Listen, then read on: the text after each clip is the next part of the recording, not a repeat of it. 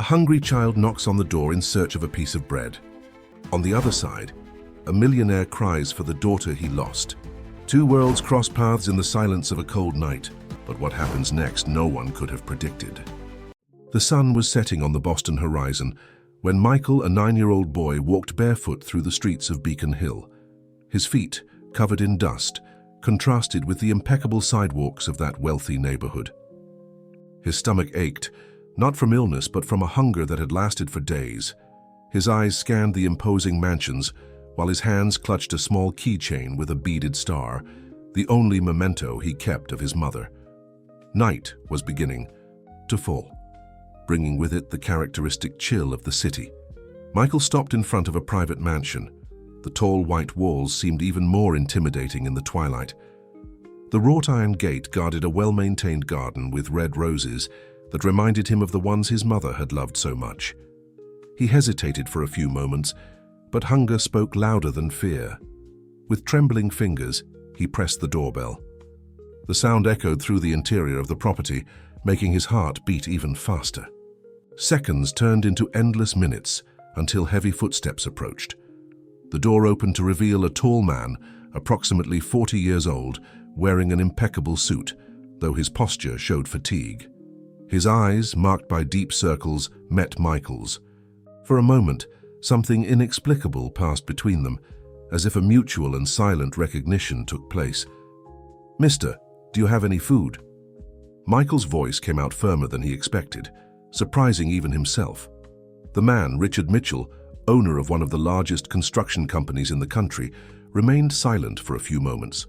His normally austere face showed unexpected softness. Without saying a word, he opened the door wider, allowing the boy to enter. The mansion was even more impressive inside. The entrance hall, with its marble floor and spiral staircase, told a story of wealth and power. Michael, however, barely noticed the luxurious details. His eyes were fixed in the direction from which a delicious aroma of food was coming. Richard led the boy to the kitchen, where Mrs. Cindy, the cook who had worked for the family for more than 20 years, was preparing dinner.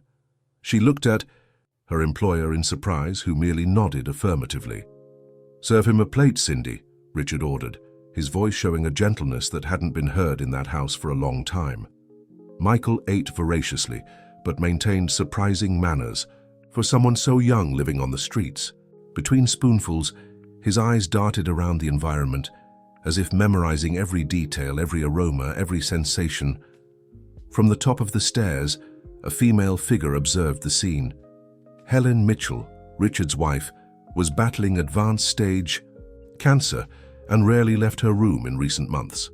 The unexpected presence of the boy awakened a curiosity in her that she hadn't felt in a long time. When he finished eating, Michael rose politely.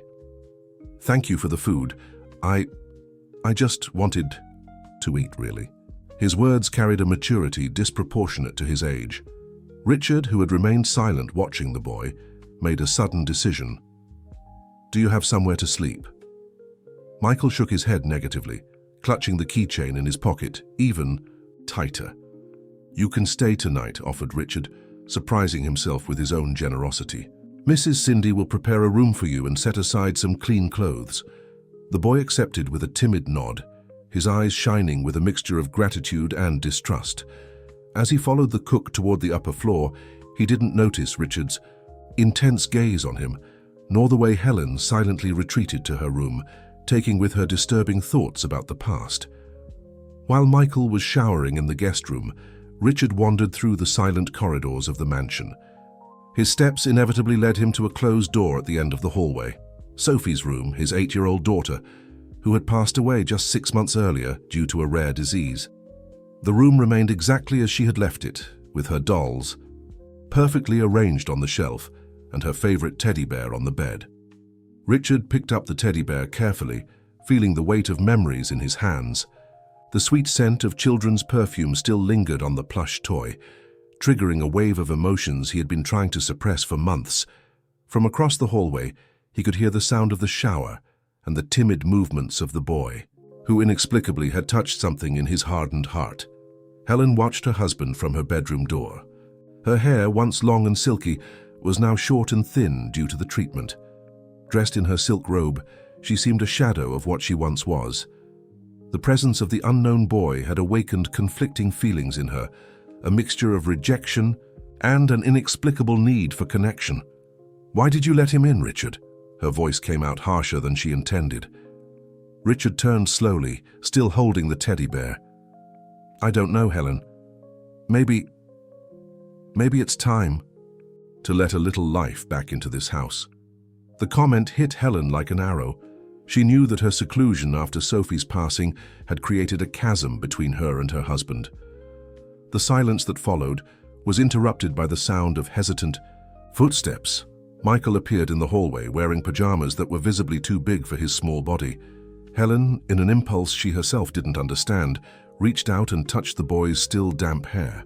The gesture, so simple and maternal, caused her hands to tremble. Michael looked at her with his large, expressive eyes, and for a moment, Helen saw a reflection of Sophie in them. "Come, I'll show you where you'll sleep," said Mrs. Cindy, breaking the moment of tension. As she guided Michael to the guest room, the cook couldn't help but notice how the boy moved with a strange familiarity through the house, as if he already knew every corner. In the room, Michael took the keychain from his pocket and carefully placed it on the nightstand. The beaded star shone under the lamplight, catching Mrs. Cindy's attention. She frowned, remembering something she couldn't quite pinpoint.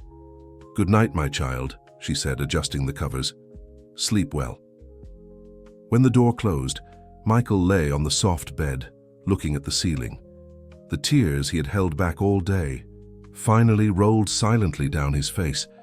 He pulled out a crumpled photo from inside his old shirt. In it, a young and beautiful woman smiled, wearing a delicate necklace. On the back, a single sentence was written in careful handwriting: "To protect something greater than myself."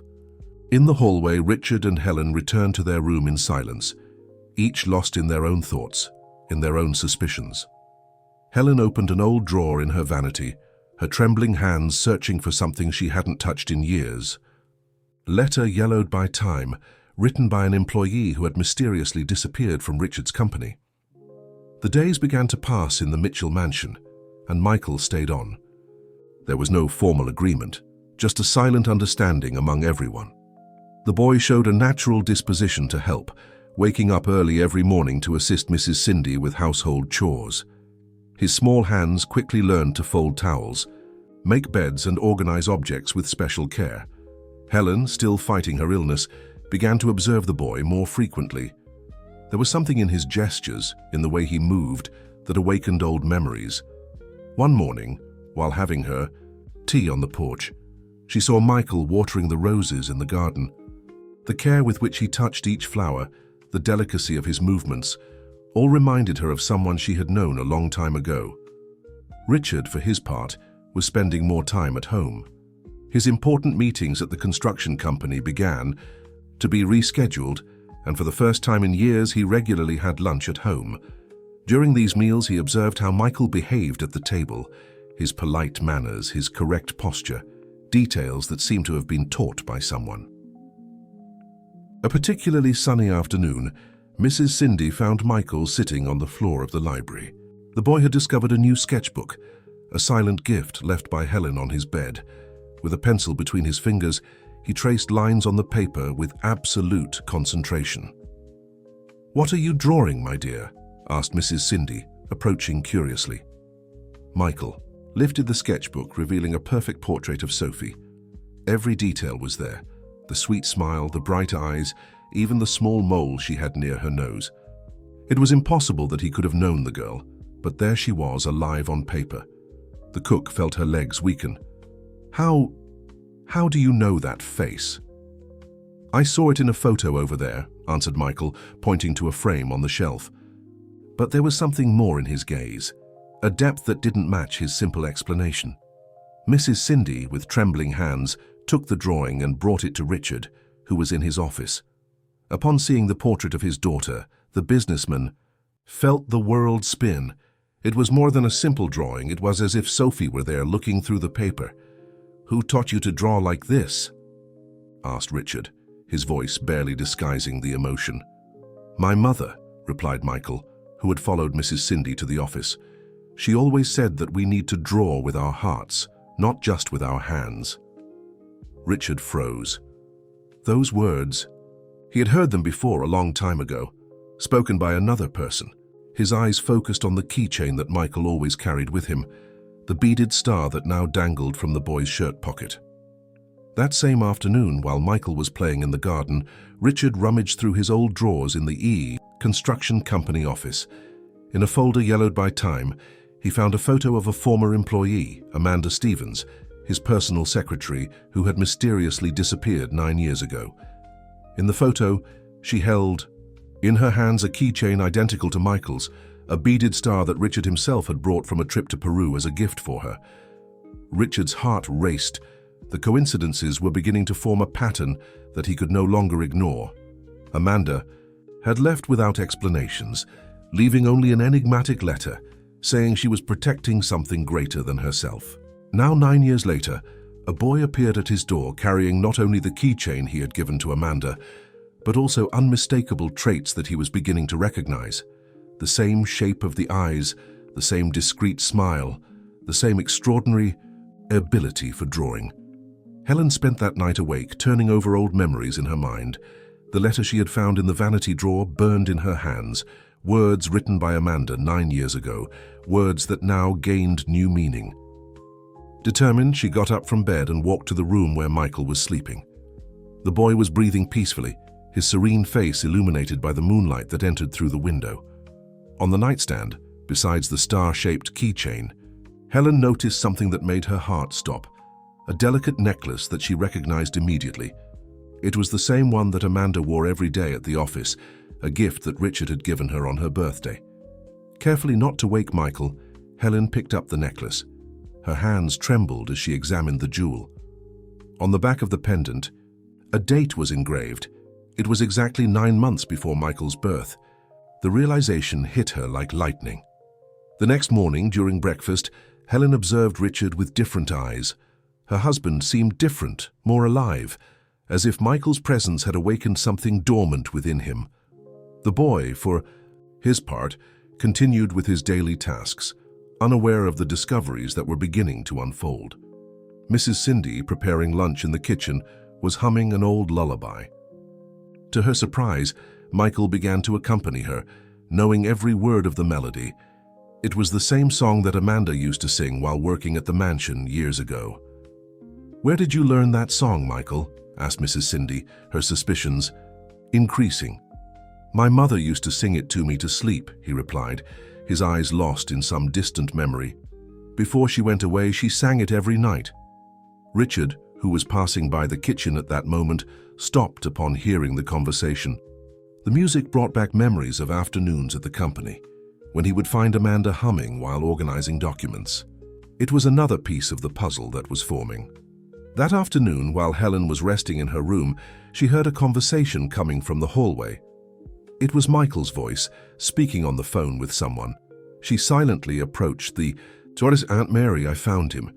"Yes, it's the house Mom always talked about it." "No, they don't know yet. Do you think I should tell them?" The boy's voice trembled with emotion. Helen felt her body weaken. Her suspicions were confirmed with each passing minute. Michael hadn't arrived at that house by chance. He had purposely sought it out. The boy carried with him not only Amanda's keychain and necklace, but also secrets that could forever change the lives of everyone in that house. Richard, in his office, held 2 documents in his hands, Amanda's old employee file and a recent photo of Michael smiling in the garden. The similarities were undeniable. The same eyes, the same smile, even the way of slightly tilting his head when thinking. His heart beat rapidly as a certainty began to form in his mind. A certainty that would explain Amanda's sudden disappearance, the perfect timing, the coincidences that weren't coincidences. Richard could no longer ignore the mounting evidence. After a sleepless night, he decided he needed to confirm his suspicions. During breakfast, he observed Michael with increased attention, noting every small gesture the boy made, the way he held his spoon, how he slightly furrowed his brow when concentrating, exactly as Amanda used to do. "Michael," called Richard, his voice softer than normal, "would you like to see my office today?" The boy's eyes lit up with anticipation. Helen, who was present at the table for the first time in weeks, exchanged a meaningful look with her husband. She knew what he was planning to do. At Mitchell Construction, the older employees couldn't help but notice the resemblance between the boy and the former secretary. Michael walked through the corridors as if he already knew the place, occasionally stopping to observe the paintings on the walls, the same ones that Amanda used to admire during her breaks. In the main office, Richard sat in his chair and indicated that Michael should do the same on the other side of the desk, exactly where Amanda used to sit. The boy adjusted himself in the chair that was too big for his size, his feet dangling without reaching the floor. "Michael, could you tell me about your mother?" asked Richard, trying to keep his voice steady. The boy hesitated for a moment, his hands instinctively searching for the star-shaped keychain in his pocket. "She was very beautiful," he began, "and she always said I had to be strong, because one day I would understand everything." Richard felt his heart race. "And where is she now?" "She had to go away," replied Michael, his eyes filling with contained tears. "But before she left, she gave me a mission. She said that when I was ready, I should look for you." The confession hit Richard like a punch to the stomach. His hands trembled as he opened his desk drawer, from which he took a sealed envelope. It was the result of the DNA test he had secretly requested, using a strand of Michael's hair and his own genetic material. At that very moment, on the other side of the city, a man was looking at recent photographs of the Mitchell mansion. Albert, Richard's older brother and chairman of the construction company's board, analyzed with displeasure the images that showed the boy playing in the house's garden. "This cannot continue," he muttered to himself, crumpling one of the photos. Albert had always been the guardian of the Mitchell family's reputation, and the presence of a street boy in the mansion was beginning to generate unwanted comments. Back at the office, Richard held the envelope without the courage to open it. Michael watched him with a mixture of fear and hope in his gaze. The silence between them was interrupted by Helen's unexpected arrival, who had decided to accompany her husband at this crucial moment. "Open it," she said, placing her hand on Richard's shoulder. "We need to know." With trembling fingers, Richard tore open the envelope. His eyes quickly scanned the document, stopping at the numbers that confirmed what his heart already knew. 99.9% probability of paternity. Helen let out a stifled sob, while Richard remained motionless, the paper trembling in his hands. Michael, without fully understanding what was happening, kept his eyes fixed on the man he now knew to be his father. "Why didn't she tell me?" whispered Richard, more to himself than to the others. "Why did Amanda leave without saying anything?" It was then that Helen remembered something. Hurriedly, she opened her purse and took out Amanda's old letter, the one she had found in the vanity drawer. Between the lines of the farewell words, there were clues that now made sense. Mentions of pressure, veiled threats, impossible choices. The DC news of Michael's paternity spread quickly through the mansion. Mrs. Cindy wept with emotion in the kitchen, remembering the years when Amanda worked there, always so dedicated and discreet. The other employees whispered in the corridors, commenting on how the pieces of the puzzle were finally fitting together. Helen, although still processing the revelation, surprised everyone with her reaction. One afternoon, while Michael was drawing in the library, she approached him with soft steps. "You have the same talent she had," she said, sitting next to the boy. "Amanda was always special, you know. She had a gift for seeing beauty in the simplest things." Michael looked up from his drawing, meeting Helen's gaze. "Aren't you angry with me?" "No, dear," she replied, gently touching the boy's face. "You're not to blame for anything, and maybe you're exactly what this house needed." The apparent peace, however, was interrupted by Albert's stormy arrival at the mansion. Richard's older brother burst into the office, his eyes flashing with anger. "Have you lost your mind, Richard?" he vociferated, throwing on the desk a newspaper where a small note mentioned rumors about a possible heir to the Mitchell family. "Are you really going to claim a street kid?" Richard stood up, confronting his brother with a firmness he hadn't shown in years. "He's my son, Albert. The DNA test confirmed it." "DNA?" Albert laughed with scorn. And our family's reputation? Have you thought about the scandal this will cause? A bastard son, fruit of an affair with a secretary? Michael, who was passing through the corridor at that moment, heard every word. His small heart tightened in his chest, and before anyone could notice him, he ran out of the mansion. Helen, who was observing the scene from a distance, saw when the boy crossed the gate. Her maternal instinct, dormant since Sophie's departure, awakened with full force. "Richard!" she shouted, her voice stronger than it had been in months. Michael ran away. Panic took over the mansion. Richard abandoned the argument with his brother and ran to the street, followed by Mrs. Cindy and other employees. The search extended throughout the neighborhood, with neighbors being mobilized to help find the boy. The hours passed, and Richard's desperation increased. Night fell over Boston, bringing with it a fine, cold drizzle.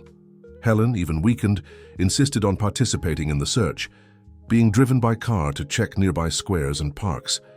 It was Mrs. Cindy who finally found Michael, huddled under a bench in the park where Amanda used to take him as a baby, information he would reveal later. The boy was soaked and shivering, from cold. "I'm sorry," he whispered when he saw Richard approaching at a run. "I didn't want to mess up your lives. Mom always said that sometimes we need to go away to protect those we love." Richard felt his heart break. He knelt in front of his son, not caring about the rain that was soaking his expensive suit. "Michael, look at me," he asked, holding the boy's shoulders. "You're not messing up anything. You are my son, and I won't let anyone separate us now that I've found you." Michael's return to the mansion marked the beginning of a new phase in the Mitchells' lives. Richard immediately initiated the legal process of recognizing his paternity, hiring the best lawyers in Boston. However, Albert was not willing to peacefully accept the new reality that presented itself. On a particularly tense morning, Richard was surprised by a judicial notification. His brother had filed for temporary custody of Michael, alleging emotional instability in the family after the loss of Sophie and Helen's illness. "He can't do this," exploded Richard, crumpling the document in his hands. Helen, who was by his side in the office, held his hand firmly. "He can, Richard," she replied, her calm voice contrasting with her husband's agitation. "But we will fight. For Michael, for Amanda, for our family." The boy, unaware of the legal issues that were unfolding, continued his routine at the mansion. Now, however, with a new confidence. He began to call Richard Dad, timidly at first, but with increasing naturalness. Helen, for her part, surprised everyone by enrolling him in the same school where Sophie had studied. "You don't have to do so this," Richard said one night, finding his wife organizing Michael's school supplies. "Yes, I do," she replied, her eyes shining with a determination not seen for a long time. "He is your son, Richard, and now he's mine too." The first hearing in court was marked by great tension. Albert arrived accompanied by a team of lawyers and a social worker who had prepared a report questioning Richard and Helen's ability to care for Michael. "Ladies and gentlemen," began Albert's lawyer, "we are facing a family in mourning, with one of the parties undergoing serious health treatment. Is it prudent to allow them to assume responsibility for a child at this time?" Richard felt his blood boil, but before he could respond, Helen stood up. Even weakened by her illness, her presence commanded respect in the room. "Your Honor," her voice echoed firmly, "I lost my daughter 6 months ago. I thought I would never be able to love another child. But Michael, he brought light back into our home. We are not replacing Sophie. We are expanding our capacity to love." The judge watched attentively, while Michael, seated between Mrs. Cindy and his Aunt Mary, Amanda's sister who had finally been located, clutched the star-shaped keychain tightly. The hearing proceeded with moving testimonies. Mrs. Cindy spoke about the positive changes in the mansion since the boy's arrival. Aunt Mary revealed details about Amanda's last years, confirming that she always spoke of Richard with love and respect. However, the most impactful moment came when Michael asked to speak. The judge, initially reluctant due to the boy's age, allowed it after insistence from Richard's lawyers. "I searched for this house for a long time," began Michael, his voice small but firm. "My mother showed me photos, told me stories. She said that one day I would understand why she had to leave. Now I understand. She wanted to protect me, but now I don't need to protect myself anymore. I found my father." The testimony moved even some of Albert's lawyers. However, the older brother remained unyielding. During a break in the hearing, he approached Richard with a cynical smile. "There's still time to avoid this circus," he whispered. "Think about the company's reputation, our name." Richard faced his brother, years of submission to his will finally coming to an end. "Our name, Albert? Michael is a Mitchell, and unlike you, he doesn't need papers to prove his worth."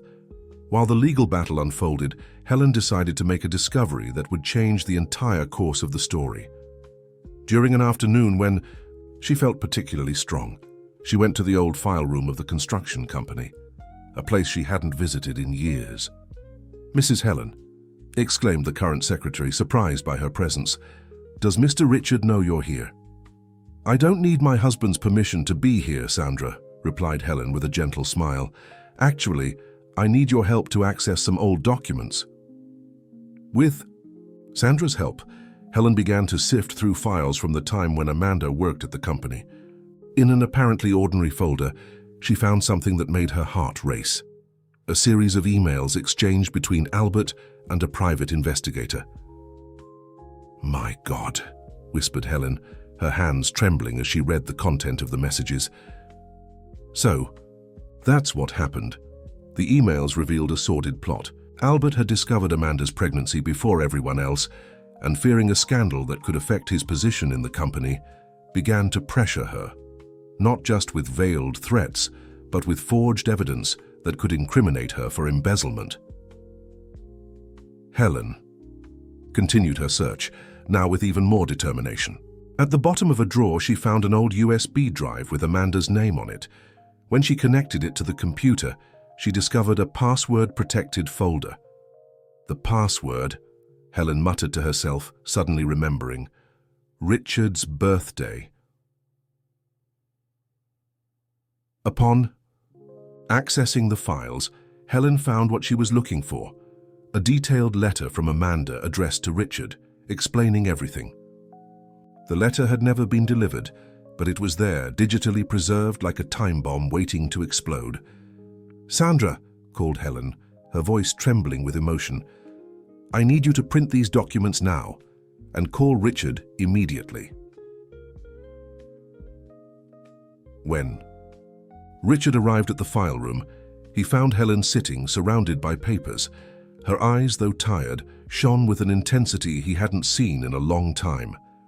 "Look at this," she said, handing him the documents. Albert not only knew about Michael from the beginning, but he was directly responsible for Amanda's departure. Richard read each word with growing indignation. The evidence was irrefutable. Bank transfers, threatening emails, reports from the private investigator. His own brother had orchestrated Amanda and his son's removal. "There's more," continued Helen, showing the letter found on the USB drive. "Amanda tried to tell you. She left everything documented, Richard. Every threat, every lie that Albert used to force her to leave." At that moment, Michael appeared at the door of the room, accompanied by Mrs. Cindy. The boy looked at the scattered papers and then at his father's troubled face. "Is everything okay, Dad?" he asked, his voice filled with concern. Richard raised his eyes from the documents, meeting his son's gaze. In that instant, he made a decision that would forever change the fate of the Mitchell family. "It will be now, son," he replied, embracing Michael tightly. "We can finally do justice to your mother." The discovery of the documents in the construction company's archives completely changed the course of the legal process. The morning after the revelation, Richard called an extraordinary meeting of the company's administrative board. The atmosphere was tense when Albert entered the meeting room, his usual smile disappearing when he saw the papers spread across the table. "What is all this, Richard?" he asked, trying to maintain his composure. "You know very well," replied Richard, his voice carrying an authority never before demonstrated. 9 years of lies, Albert. 9 years of robbing me of the right to be a father." The board members watched in silence as Richard presented the evidence: emails, bank transfers, reports from the private investigator. Each document revealed Another layer of the scheme orchestrated by Albert to drive away Amanda and the baby she was expecting. "You don't understand," Albert tried to justify himself, his face red with anger. "I did this to protect our company, our reputation." Reputation? Helen, who was present at the meeting despite medical recommendations, stood up. "You destroyed a family to protect your own ambition. That's what you did." The board reacted. With shock to the revelations, Albert, cornered, tried one last card. "What about Amanda? Where is she now? Why hasn't she come forward to defend her own son?" It was at that moment that the door to the room opened. Aunt Mary entered, accompanied by a woman who made everyone hold their breath. Amanda Stevens, older, but still maintaining the same dignity from 9 years ago, walked to the center of the room. "I'm here, Albert," she said, her voice firm. "Not for you, but for my son, who had enough courage to do what I should have done years ago. Face your threats." Richard felt his legs weaken. There she was, the woman who had never truly left his thoughts, the mother of his son. Helen, surprising. Everyone was the first to approach Amanda. "Welcome back," she said, holding the hands of the former employee. "Michael needs you, we all do." Amanda then revealed her own story, how she had fled to rural Vermont where she raised Michael with the help of her sister Mary, how she had kept the memory of his father alive in her son, showing photos and telling stories, how she had suffered each day away fearing that Albert's threats would materialize. "You no longer have that power over us," declared Richard, addressing his brother. "The board already has all the evidence of your illegal actions. Your position in the company is compromised." Albert, realizing he was cornered, tried to leave the room but was stopped by security guards. The board voted for his immediate removal and the opening of an internal investigation. Meanwhile, at the Mitchell mansion, Michael was with Mrs. Cindy in the kitchen, preparing cookies, a recipe that Amanda had taught him. The boy felt that something important was happening, but kept himself busy, confident in the love that now surrounded him. The phone rang, and Mrs. Cindy answered. Her face lit up upon hearing the news on the other end of the line. She turned to Michael with tears in her eyes. "Your father is coming home, my dear. And he's not alone." Michael dropped the cookie sheet, his heart beating rapidly. Something in his gaze said that he knew, that he had always known this day would come. The star-shaped keychain in his pocket seemed lighter, as if its mission was finally coming to an end. The afternoon sun painted the Boston sky with shades of orange when the cars parked in front of the Mitchell mansion. Michael was in the garden next to Mrs. Cindy when he saw his mother getting out of the car. Time seemed to freeze in that instant. Amanda, with tears in her eyes, opened her arms. Michael ran, crossing the garden as he had done so many times in his dreams. The embrace between mother and son was so intense that all those present felt their own eyes mist. "You did it, my love," whispered Amanda in her son's ear. "You were braver than I ever was." Helen observed the scene from the porch, leaning on Richard. Her face, although marked by illness, showed a serenity not seen in a long time. She squeezed her husband's hand, conveying strength and understanding. "He needs both of you," said Helen, surprising Richard, the mother who protected him all these years and the father he just found. Amanda approached the couple, still holding Michael's hand.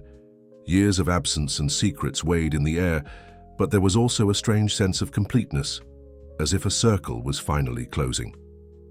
"Helen," began Amanda, her voice trembling slightly, "I know words aren't enough." "They certainly aren't," interrupted Helen, but her tone was gentle. "That's why we'll need time. Time to heal, to understand, to build something new." Mrs. Cindy, who was watching everything from the kitchen door, discreetly wiped away tears with her apron. Beside her, Aunt Mary smiled, finally seeing her sister and nephew finding their place in the world.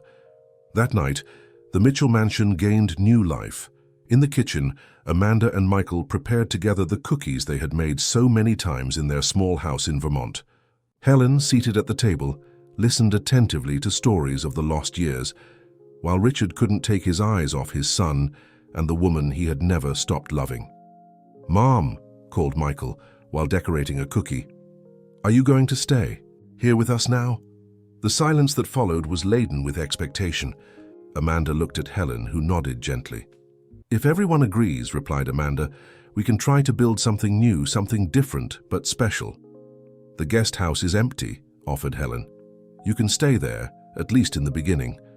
Michael can continue in his room here in the main house whenever he wants, and you'll have your own space." Richard, who had remained silent until then, finally found his words. "We've lost so much time, but maybe this is a second chance for all of us."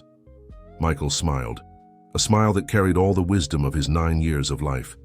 He took the star-shaped keychain from his pocket and placed it on the kitchen table.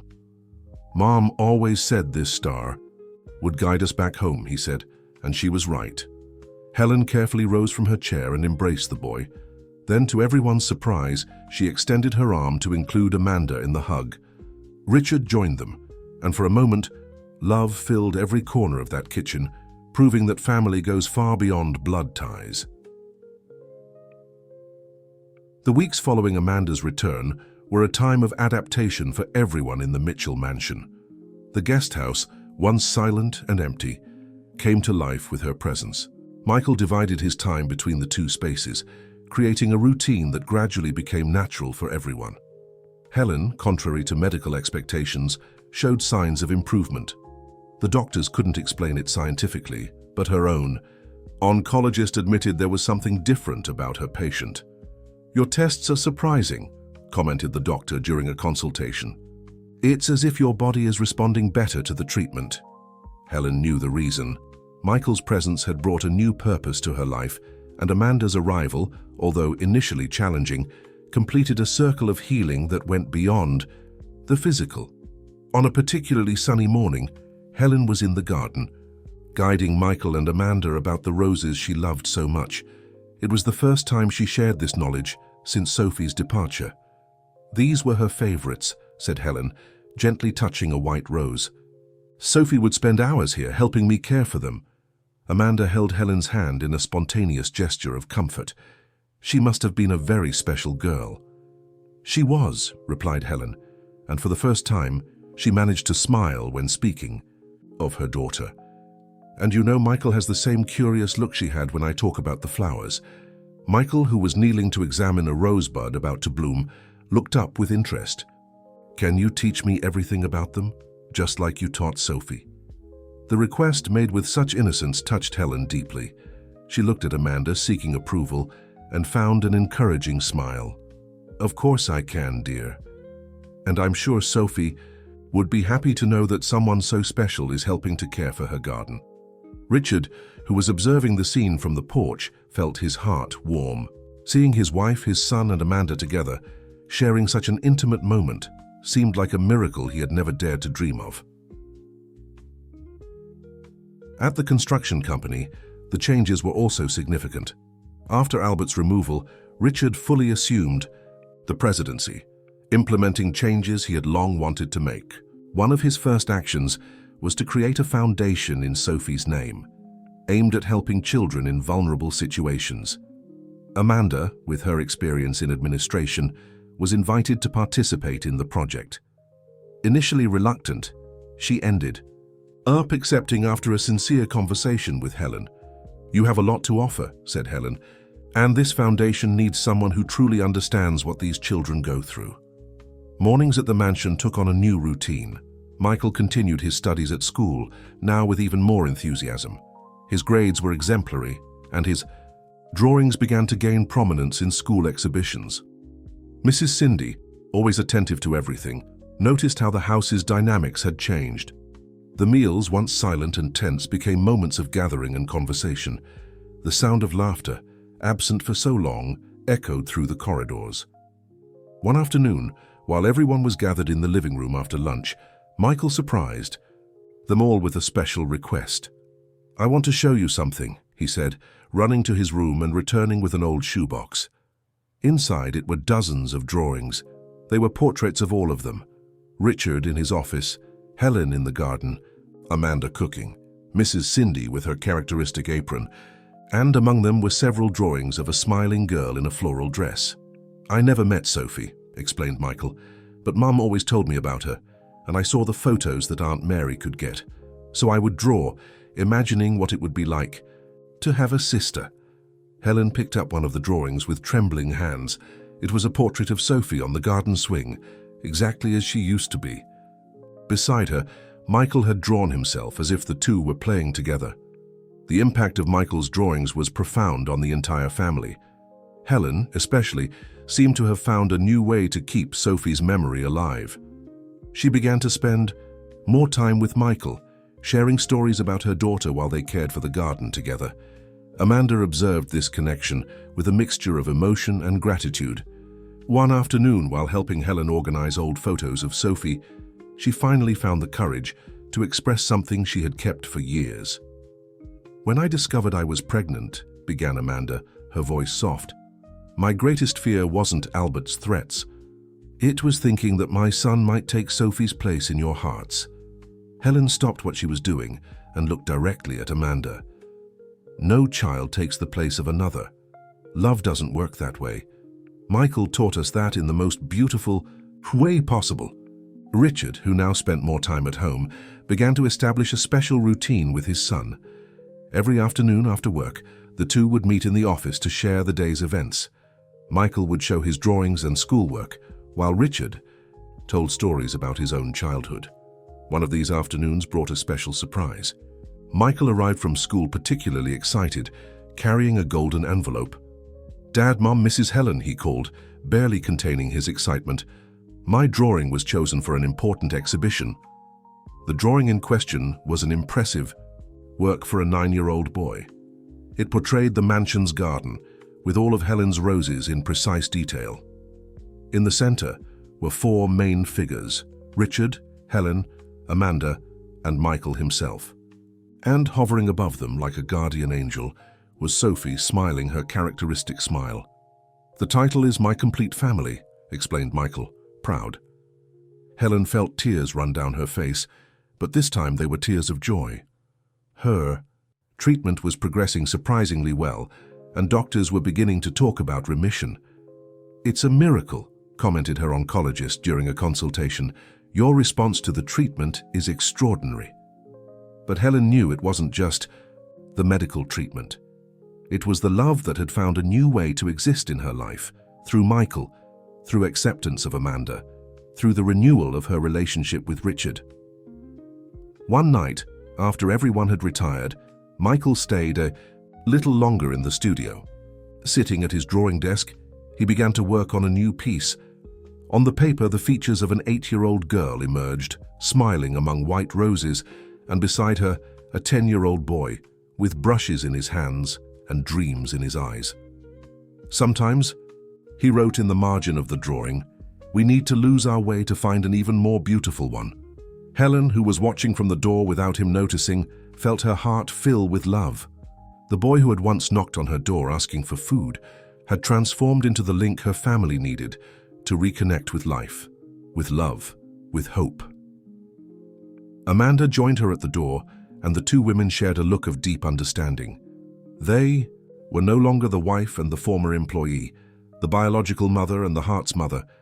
They were simply family, united by love for a boy who had taught everyone the true meaning of starting over. Richard, arriving last, embraced them, both.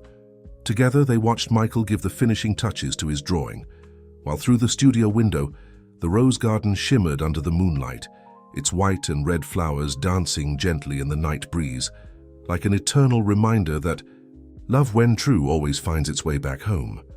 The Sophie Foundation began as a small project within Mitchell Construction, but quickly gained proportions greater than anyone could have imagined. Amanda, with her personal experience and deep understanding of the needs of vulnerable children, transformed into the ideal person to lead the initiative. On a spring morning, the foundation inaugurated its first headquarters, a modern and welcoming building in the heart of Boston. The location had been specially designed to receive children, with colorful spaces, art rooms, a library, and even a small rose garden, inspired by Helen's. "Each rose planted here represents a child we will help," explained Helen during the inauguration ceremony. Her appearance was transformed. Her hair was beginning to grow back, and her cheeks displayed a healthy coloration that hadn't been seen in a long time. Michael, dressed in a tailored suit that made him look like a small businessman, stood beside. His mother, proud to have actively participated in the project. His drawings decorated the walls of the foundation, telling stories of hope and transformation. "You know, Mum," he said to Amanda as they walked through the corridors after the inauguration, "now other children will have the same chance I had." Amanda embraced her son, moved by his maturity. "And what chance was that, my love?" "The chance to find a family," he replied simply. "Not just one, but two families that became one." Richard, who personally supervised every detail of the foundation, had implemented a special support program for single mothers, inspired by Amanda's story. The project offered not only financial support, but also employment opportunities and professional development. "No mother should have to choose between her child and her dignity," he declared during a board meeting. "What happened to Amanda cannot be repeated." News of the foundation's work spread quickly. Other companies began to show interest in partnerships, and soon the Sophie Foundation became a reference in social projects aimed at children and families in vulnerable situations. Helen, whose health improved with each passing day, dedicated part of her time to telling stories to the children served by the foundation.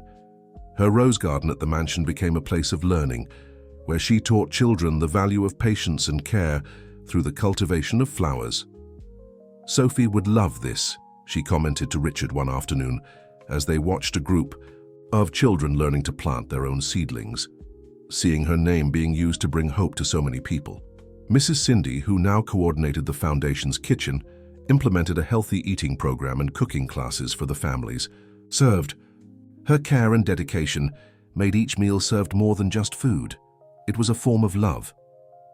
One of the foundation's most successful initiatives was the art therapy program inspired by Michael's drawings.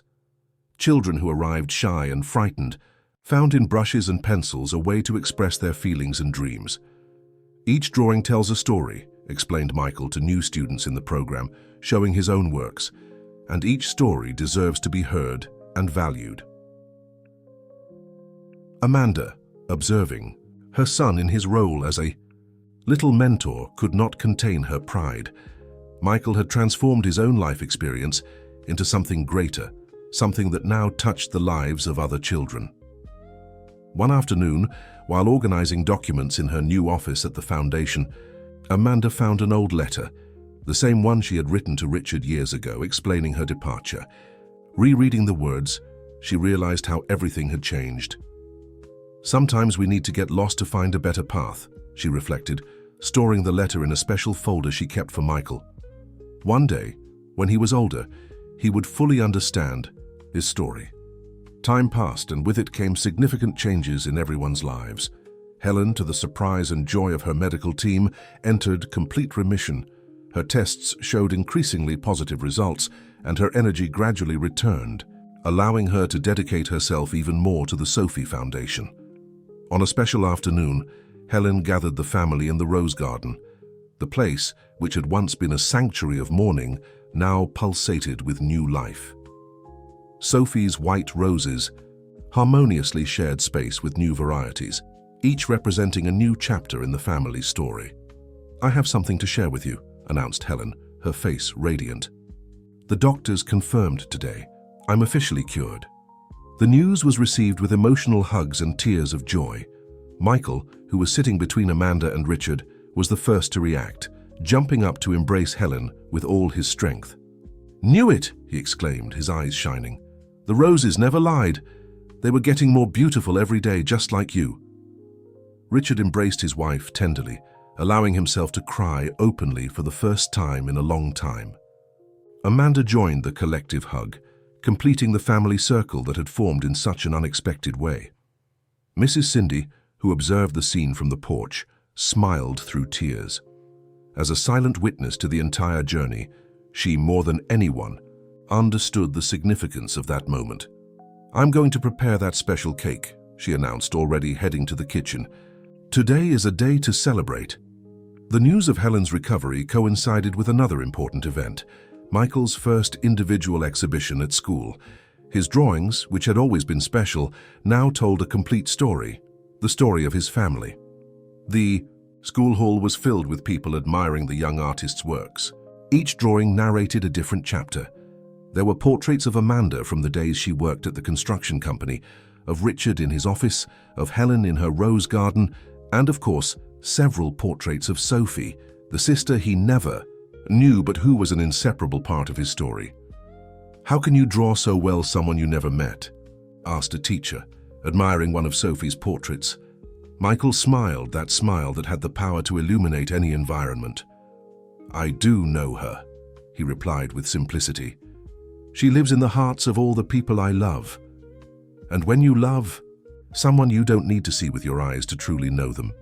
Helen, hearing the boy's response, felt her heart fill with a love that knew no limits. She approached him, and in a gesture that had become natural over the months, adjusted his rebellious hair. "Sophie would have loved having you as a brother," she whispered. "She does," replied Michael with conviction, "just in a different way." Amanda, who was nearby organizing the drawings, felt a wave of gratitude wash over her. All the difficult decisions she had made in the past, all the suffering and loneliness, had culminated in this moment of fullness. Richard, observing his family gathered together, realized how destiny had woven a complex and beautiful tapestry. The pain of losing Sophie, which once seemed unbearable, had transformed into the catalyst for an even greater love story. With Helen's complete recovery, the Mitchell family entered a new phase. The guest house, which was initially meant to be a temporary solution for Amanda and Michael, had transformed into a welcoming home, connected to the main mansion by a path of roses that Helen and Michael had planted together. On a Saturday morning, while everyone was having breakfast on the porch, a ritual that had become sacred for the family, Helen surprised them all with a proposal. "I've been thinking," she began, exchanging a complicit look with Richard. "Sophie's room has remained untouched for so long. Perhaps it's time to transform it into something new, something that honors her memory in a different way." Michael, who was nibbling on a piece of toast, looked up with interest. Amanda held her son's hand, sensing that something important was about to come. "I thought of transforming it into a studio," continued Helen, "a space where you can develop your talent, Michael, with all the art materials a child could dream of." The boy's eyes widened with emotion. But it was Sophie's room," he whispered, demonstrating a sensitivity beyond his years. "Exactly," replied Helen, her voice soft but firm. "And what better way to keep her memory alive than by transforming her space into a place of creation and beauty? Your drawings of her will remain there, but accompanied by new art, new life." Richard, who had remained silent until then, added, "Sophie loved art. Remember that drawing of hers we found the other day, Amanda? The one you kept all these years?" Amanda nodded, emotional. Years ago, when she still worked at the construction company, Sophie had made a drawing especially for her, a simple portrait made with crayons that Amanda had kept as a treasure, even without knowing that one day her own son would occupy such a special place in that family. The transformation of the room began that same day. It was a delicate and exciting process. Each of Sophie's objects was carefully photographed and catalogued. Some were stored in a special box. Others found new places around the house. Her favorite teddy bear earned a place of honor on a shelf in the new studio. Michael actively participated in the entire process with a sensitivity that impressed everyone. He suggested that an entire wall be dedicated to photos of Sophie, creating a kind of gallery that told her story. "This way," he explained, "whenever I'm drawing, I'll feel like she's here too, inspiring me." Helen discovered that the process of transforming the room instead of bringing pain brought a sense of renewal. It was as if each new brush, each blank canvas, each art material that arrived brought with it a promise of the future. Mrs. Cindy, always attentive to details, prepared a special snack on the day of the studio's inauguration. "Sophie loved my chocolate cookies," she commented, arranging the tray. "Michael has the same gleam in his eyes when he smells them coming out of the oven." The afternoon of the inauguration was special. The gathered family watched Michael give the final touches to his first drawing in the new space, a portrait of all of them, including Sophie, in the rose garden. In the drawing, the white and red roses intertwined, symbolizing the union of the two families. "You know," said Michael as he finalized the details, "sometimes I dream of Sophie. She's always smiling and tells me she's happy that we're all together." Helen embraced the boy from behind, looking at the drawing with misty eyes. "She is, my love. I'm sure she is." Amanda observed the scene leaning against the doorframe, her heart overflowing with gratitude. Richard approached her, putting an arm around her shoulders. "Thank you," he whispered. "For what?" asked Amanda, surprised. "For protecting our son all these years, for teaching him to love even without knowing, for keeping every memory of us for him." The transformation of Sophie's room into a studio marked a new chapter in the Mitchell family's life. The space quickly became the creative heart of the house, where Michael spent hours developing his talent, always under the loving gaze of Sophie's photos on the wall.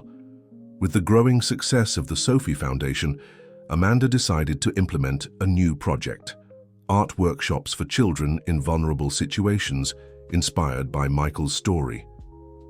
The classes took place in the Foundation's studio, but occasionally special groups were invited to visit the studio in the mansion. "Every child has a story to tell," Michael explained to visitors, showing his works. "And sometimes it's easier to tell that story through art." Helen, completely recovered, dedicated herself to expanding the Rose Garden project. Besides the main garden at the mansion and the small garden at the Foundation, she began to create Sophie's Gardens in public schools throughout the city. "Each rose planted," she would say during inaugurations, "represents a new possibility, a new story beginning." Richard, observing the growth of all the projects, felt immense pride. Mitchell Construction, under his leadership, had transformed into much more than a civil construction company. It was now a symbol of social transformation. On a special afternoon, while Michael was painting in the studio, Helen entered carrying an old box. "I found something I think you'll like to see," she said, sitting beside the boy. Inside the box was a diary, Sophie's diary. The pages were filled with colorful drawings and small texts written in a childish hand. "She loved to draw too," explained Helen, her voice soft. "And look what she wrote here." On the last page of the diary, Sophie had written, "When I grow up, I want to make art that makes people smile." Michael touched the words carefully, as if he could feel through them the presence of the sister he never personally met, but whom he knew so well through the love of his family. "Mrs. Helen," he said, using the affectionate title he had never completely abandoned. "I think she accomplished what she wanted. Every person who enters this studio leaves smiling." Amanda, who was arriving at that moment with a tray of cookies prepared by Mrs. Cindy, stopped at the door upon hearing the conversation. Her son had become not just a talented artist, but a sensitive and profound young man. "Michael is right," she said, entering the studio. "Sophie continues to make art through every life we touch at the Foundation, through every child who learns to dream again." Richard joined them, bringing a surprise: the first copy of the book he had written about the family story. On the cover was one of Michael's drawings, the portrait of the complete family, including Sophie in the rose garden. "Bonds that time cannot undo." Helen read the title aloud, her eyes shining with emotion. "And look at the dedication," asked Richard, opening the book. Michael read aloud, "For Sophie, who taught us that true love never leaves. For Michael, who showed us that it can arrive in unexpected ways. And for Amanda and Helen, who proved that a mother's heart knows no limits." The family remained gathered in the studio until nightfall, sharing stories, laughter, and, of course, Mrs. Cindy's cookies. Through the window, they could see the rose garden bathed in the sunset light, Sophie's white flowers shining like stars among the other colors. The launch of Richard's book, Bonds That Time Cannot Undo, became a much larger event than the family had planned. The Mitchell's story touched the hearts of thousands of people, and soon the book transformed into a national bestseller. On the night of the official launch, the hall of the Sophie Foundation was filled. Helen, resplendent in a light blue dress, received guests alongside Richard. Amanda, elegant and discreet as always, supervised the final details of the event. while Michael, now 10 years old, anxiously awaited the special moment they had prepared. "It's time," whispered Mrs. Cindy, adjusting the boy's bow tie. Michael climbed onto the improvised stage, carrying a large covered canvas. The audience fell silent, curious. Richard and Helen exchanged emotional looks, only they knew what was to come. "This is a special gift for my family," began Michael, his voice clear and confident. "For all my families." He removed the cloth covering the canvas, revealing a work that drew gasps from the audience. It was a triptych, 3 connected canvases that told a complete story. In the first, a young pregnant Amanda looking out the window of a departing train. In the central canvas, Helen in her rose garden, a young Sophie by her side.